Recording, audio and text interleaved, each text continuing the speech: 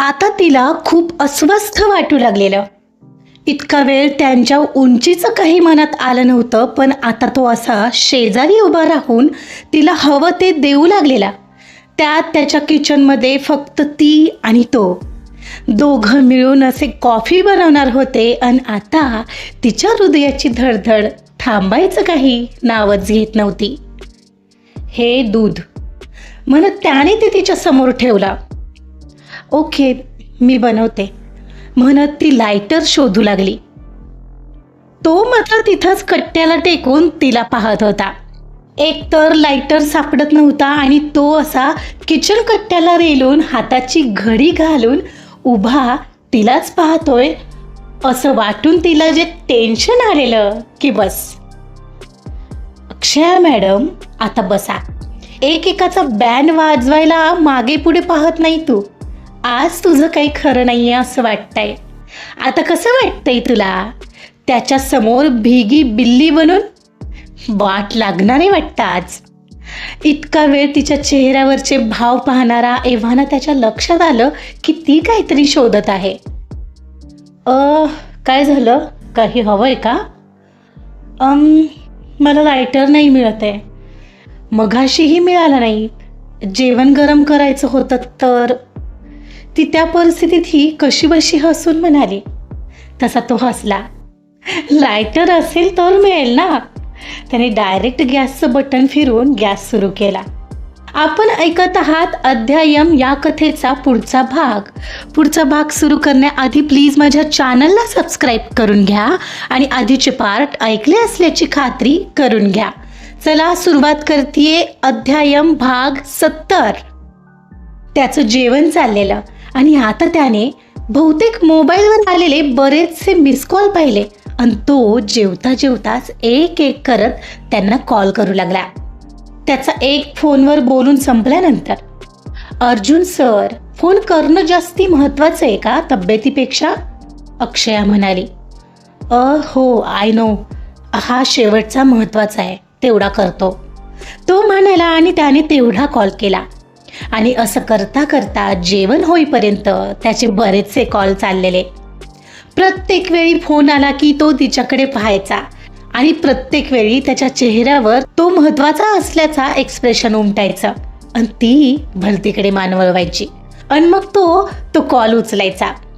नाही म्हटलं तरी त्यालाही भारी वाटत होतं तिचं असं टोकणं पाहून. आतून खुश होता तो तिच्या काळजीने. आणि त्याचं असं काम पाहून तिलाही गालात हसू येत होतं. एक क्षणाला जेवण वगैरे झालं त्याचं आणि अक्षया ते सगळं उचलून किचनमध्ये ठेवून आली. आणि आता जायला निघायचं म्हणून ती त्याच्या समोर आली. अर्जुन सर, मी आता निघते. तुम्ही आराम करा आजचा दिवस. आणि कोणत्या गोळ्या कधी खायच्यात ते सगळं लिहिलंय मी त्या गोळ्यांच्या पॅकेटवर आणि त्या तिथं ड्रॉवरमध्ये आहेत. ती सगळं व्यवस्थित सांगत होती. तसंही तिचं काम किती व्यवस्थित असतं हे त्याला माहिती होतंच, पण तिचं असं काळजी घेणं त्याला सुखावत होतं आणि हवंही वाटत होतं. आणि ती आता जायचंय विचारू लागली पाहून तो तिला म्हणाला, थांब ना. आय मीन, तू पहिल्यांदा घरी आली आहेस आणि सर, मी ऑफिसमधून तशीच आली आहे. काहीच काम झालं नाही आहे. त्या दिवशीची उरलेली ॲडही बनवायची आहे. सो इट्स ओके, पण प्लीज थोडं थांब. आय मीन, ॲक्च्युली मला थोडं बोलायचंही होतं. ॲटलिस्ट एवढं सलाईन संपेपर्यंत थांबशील? तो हे वाक्य नर्सकडे पाहत म्हणत होता. बहुतेक त्याला एकट्याला नर्ससोबत थांबायचं नसावं असंच तिला वाटलं. ओके आहे मी म्हणत ती बाजूला बसली. तिला आताही समीरचा सारखा फोन येत होता, पण ती उचलत नव्हती. बापरे, आता काय बोलायचंय सरांना? का आजच सगळं बोलून टाकतात की काय हे बिचारे? त्यांना माहीत नाहीये. आज मला जे माहीत झालंय ते. गालात आलेली स्माईल तिनं तशीच दाबली आणि त्याचे पुन्हा फोन कॉल सुरू झालेले. समीरचाही एक दोनदा येऊन गेलेला. काही वेळाने सलाईन संपलं तसं तिने नर्सला आठवण करून दिली. नर्स सलाईन काढून निघून गेली. घड्याळात आता 2:45 होत होते. एक तर ते असे दोघंच घरात तिला वेगळंच फील होत होतं. त्यात त्याचं मघाचं ते कन्फेशन ऐकल्यानंतर तिची ही बॉडी लँग्वेज काहीशी बदललेली. सतत ब्लश येत होतं तिच्या गालात आणि ती ते त्याच्यापासून लपवायचा प्रयत्न करत होती. आणि आता दोघंच समोरासमोर होते. त्याला काहीतरी बोलायचंय म्हणालेला तो, म्हणून ती थांबलेली. त्याचा आत्ताचा फोन संपवून तो तिच्याकडे पाहणार तर ती त्याला म्हणाली, सर कधीचे फोन चालू आहेत तुमचे? आजचा दिवस आराम करा, फोन घेऊन आणखी डोकं दुखेल तुमचं. हो आता नाही घेणार आहे, बोललोय सगळ्यांना तब्येत ठीक नाही आहे. ॲनिवे अक्षया, ते ट्रीपमध्ये तसं झालं आणि ट्रीपमधला विषय तुम्ही बोलणार असाल तर मी निघते. ती सरळ उठून उभी राहिली. तिचं असं पॅनिक होऊन उभं राहणं पाहून त्याला फारच वाईट वाटलं. तो पुन्हा त्याच गोष्टीसाठी सॉरी म्हणणार ज्याचा तिला काही त्रासच झाला नव्हता असं वाटून तीही वैतागून उभी राहिलेली. ओके मी नाही बोलत त्यावर, तू प्लीज बस राहा, तो म्हणाला. तशी ती पुन्हा बसली. तिथलं नाही बोलायचं मला काही, बट एवढं सगळं होऊनही तू पुन्हा येऊन माझ्याशी बोलशील असं वाटलं नव्हतं मला. तू आज इथं येऊन माझ्यासाठी इतकं काही केलंस, थँक्यू सो मच. आभार प्रदर्शन झालं असेल तर मी निघू का? त्याच्या बोलण्यावर येणाऱ्या गुगली प्रश्नाने तो प्रत्येक वेळी निरुत्तर होत होता. आय नो तुला आता माझा राग येत असेल. नाही आलाय मला राग, नाही तर आलेच नसते मी. ती खाली पाहत ओठांचा चंबू करत म्हणाली, अक्षया प्लीज पहिल्यासारखं बोल ना. तो जडावलेल्या आवाजात बोलला. आणि आता मात्र त्याच्या या बोलण्यावर तिलाही वाईट वाटलं. का बोलू मी? कोण आहात तुम्ही? हो कोण आप? तिला त्याला विचारावं असं मनात येत होतं, पण ती गप्प होती. आणि ती अशीच गप्प गप्प आहे पाहून त्याला काय बोलावं ते सुचेना झालेलं. आधी तर अनपेक्षितपणे तिला असं घरी आलेली पाहून त्याचा निम्मा आजार पळाला होता. विकनेस तर अजून वाटत होता त्याला, पण तिला समोर पाहून त्याला बरं वाटलेलं आणि तिनं आणखी सोबत राहावं असंही वाटत होतं. काहीतरी कारण तर हवं, तो त्याच विचारात हरवलेला. आणि हो काल जेवला नव्हतात तुम्ही, त्यामुळे एवढा विकनेस आलाय. सुनीता म्हणाली मला रात्रीचा स्वयंपाक तसाच पडलेला. इथून पुढे वेळेवर जेवत चला, म्हणजे हे असं होणार नाही आणि असं मला नेहमी यायला जमणार नाहीये. ती शेवटचं वाक्य मुद्दामच म्हणाली. हो लक्षात ठेवेन. तो किंचित वाईट वाटून म्हणाला. तिलाही ते जाणवलं. पण बोलू नका तुम्ही की तुम्हाला जे वाटतंय सगळं कसं आत दडवून ठेवा व्यवस्थित, ती मनातच म्हणत होती. दुसऱ्या क्षणाला तिलाच त्याची दया येत होती. त्याला जवळ घ्यावं वाटत होतं, पण तेवढी हिंमत कुठे होती तिच्यात. अक्षया तू पहिल्यांदाच माझ्या घरी आली आहेस, ॲटलिस्ट कॉफी तरी घेऊन जा. मी एक काम करतो, तुझ्यासाठी कॉफी बनवतो. हो नाही त्याची गरज नाही आहे, तुमची तब्येत ठीक नाही आहे, तुम्ही बस आराम करा. हवं तर मी येईन पुन्हा कधीतरी. तू पुन्हा येशील? अर्जुनचा प्रश्न आला. आय मीन, ती गडबडली. तिचे शब्द हवेत विरले. काही नाही, मी आता ठीक आहे, मी बनवू शकतो कॉफी आणि मला छान बनवताही येते. म्हणत तो बेडवरून खाली आला. सर खरंच गरज नाही आहे त्याची, ती त्याच्याकडे पाहत समोर येत बोलली. आणि त्याच्याशी नजरानजर झाली तशी तिने आता नजर चुकवली. आमच्याकडे अशी पद्धत नाही आहे की घरी आलेल्या माणसाला तसंच पाठवायचं, सो मी बनवतो कॉफी.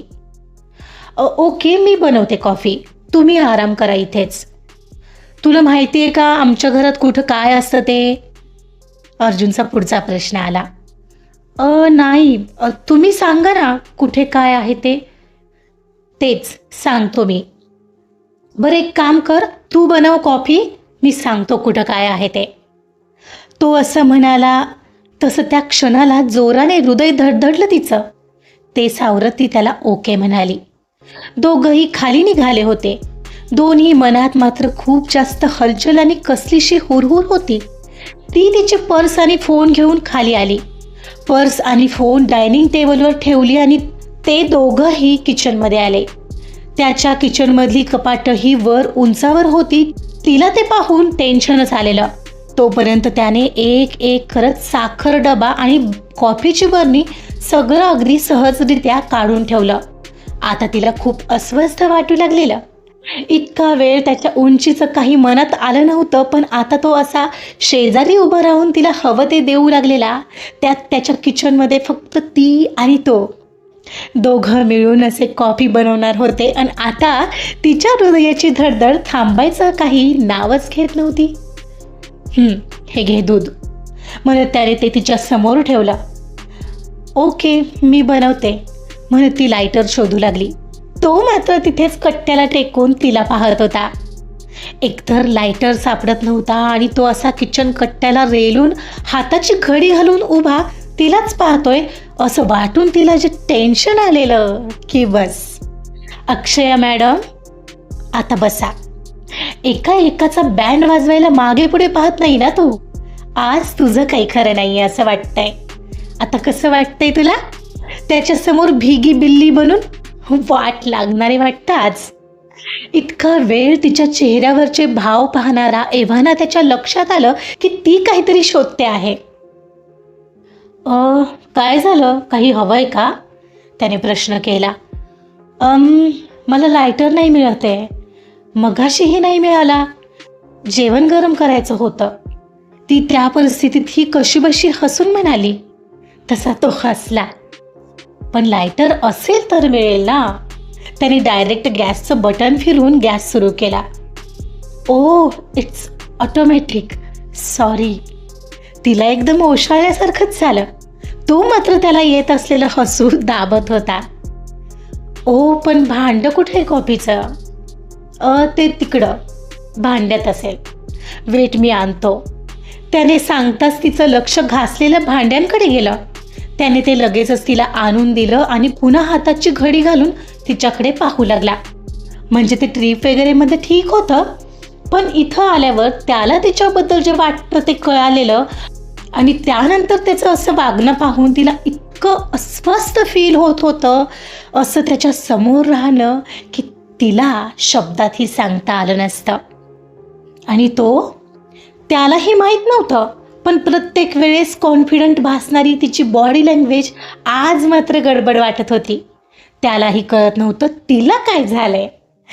त्याने दिलेल्या त्या भांड्यात अंदाजे दूध ओतलं, कॉफी टाकली. आता साखर टाकायची तर त्यानेही आणि तिनेही नेमकाच साखरेच्या डब्याला हात लावलेला आणि त्यामध्ये त्याच्या हाताचा तिला स्पर्श झाला. तसा तिने तिचा हात वेगाने मागं घेतला. सॉरी तू कर म्हणत त्यानेही त्याचा हात मागं घेतला. आणि आता दोघंही कॉफी उकळायची वाट पाहू लागलेले. पण तो काही मिनिटांचा वेळ ही अक्षरशः तासासारखा वाटत होता आणि वातावरणात उगाचच एक गंभीरता आलेली. ती कॉफी कशी बनवते हे पाहत त्याचं सारखं लक्ष तिच्याकडेच होतं.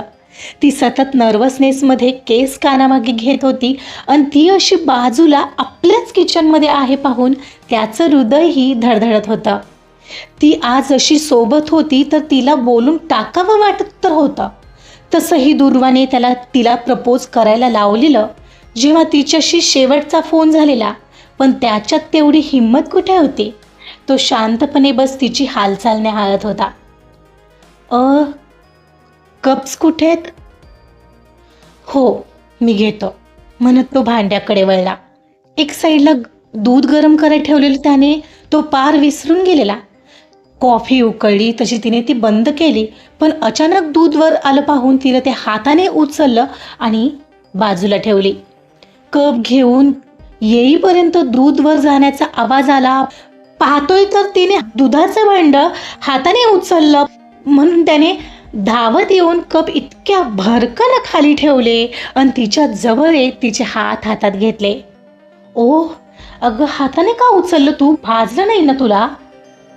नाही मी ठीक आहे म्हणत तिने पटकन हात सोडून घेत वळली आणि कॉफी ओतू लागली.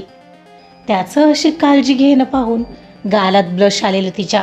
तोपर्यंत ओतलेल्या कॉफीचा त्याचा कप त्याच्या हातात तिने दिला. थँक्स, बाहेर बसतो म्हणत तो पुढं निघून गेला. आता दोघंही डायनिंग टेबलवर आले आणि बसले. दोघात आता केवळ शांतता होती. तर तिथे तिचा ठेवलेल्या मोबाईलवर समीरचा फोन कॉल येऊ लागला होता. तिनं पाहिलं पण त्याकडे दुर्लक्ष केलं आणि कॉफी पित राहिली. समीरचा फोन पाहून आता पुन्हा त्याला वस्तुस्थितीची जाणीव झाली.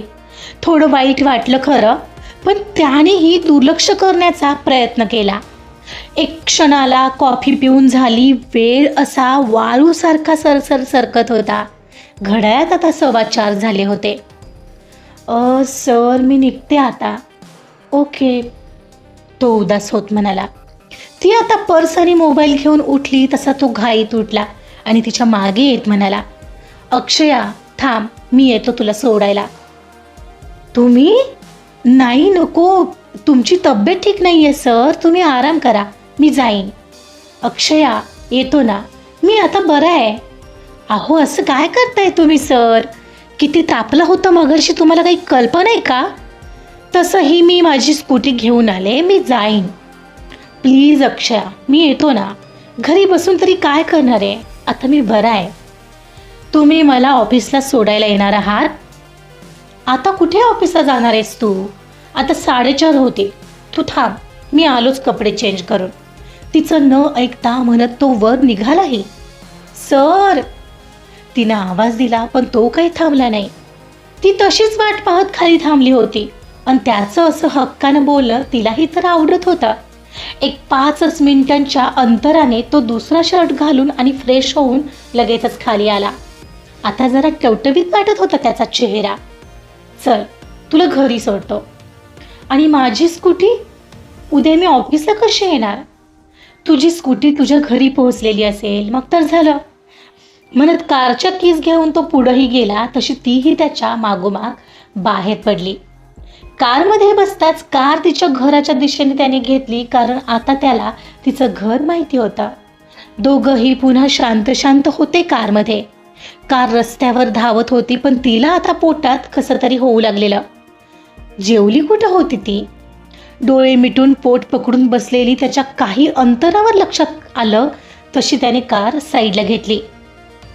काय झालं? हे अक्षया, तुझ्या पोटात दुखतंय का? ती नकारार्थी मान हलवत त्याच्याकडे न बघताच म्हणाली. अगं काय झालं, सांगशील का आता?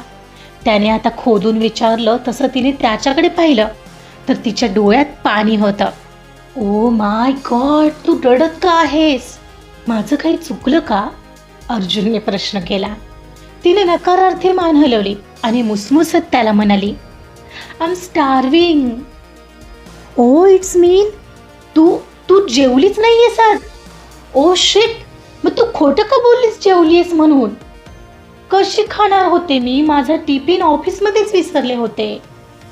त्याने आता डोक्यावर हात मारला आणि मुकाट्याने कार स्टार्ट केली आणि जाताना बाजूला कुठं हॉटेल दिसतंय का ते पाहू लागला. आजचा भाग इथंच संपलेला आहे. अक्षय आणि अर्जुन मधली लव्ह स्टोरी आता सुरू होते. कसं वाटतंय? पुढच्या भागात कदाचित तो तिला काहीतरी खाऊ घालणार आहे. मजेशीर भाग ऐकायला विसरू नका. पुढं काय होतंय जाणून घेण्यासाठी ऐकत रहा अध्यायम. कथा आवडत असेल तर प्लीज लाईक करा, सबस्क्राईब करा आणि शेअर सुद्धा करा. Thank you so much.